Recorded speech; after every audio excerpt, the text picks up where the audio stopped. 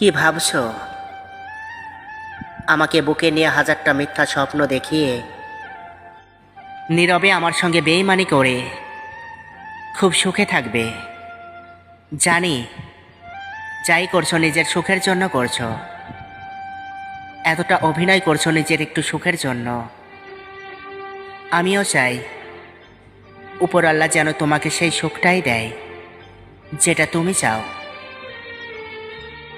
তবে এক আকাশের নিচে বসে আজকে আমি কাঁদছি আর তুমি হাসছো। তবে এই হাসিটা কিন্তু বেশি দিনের নয়। সৃষ্টিকর্তা হাসাতেও পারে, কাঁদাতেও পারে। যাও, মাফ করে দিলাম। দেখা হবে হাসরের ময়দানে। ছাড় দিয়েছে, মাপ দেব না। এতটাও ভালো মানুষ আমি না।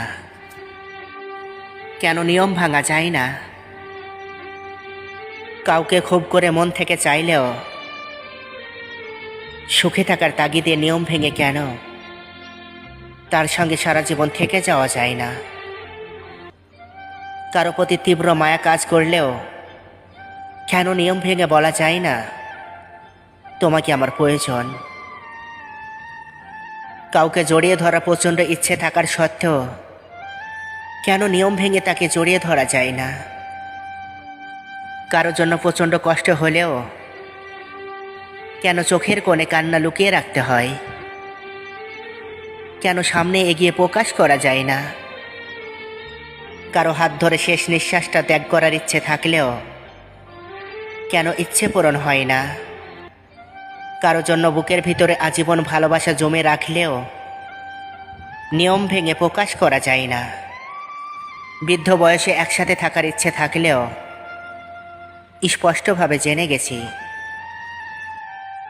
নিয়ম ভেঙে থাকা যায় না। কেন কিছু নিষ্ঠুর নিয়মের তিক্ত দায়ভারে ভিতরটা ভেঙে চড়ে যায়?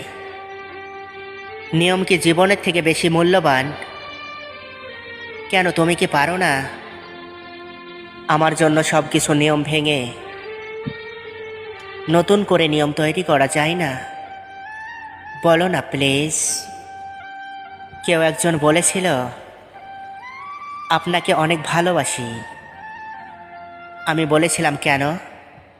সে বলেছিল আপনার চোখ দুটো অনেকটাই সুন্দর, আপনার কণ্ঠের সুর শুনতে অনেক ভালো লাগে, খুব মিষ্টি করে কথা বলেন।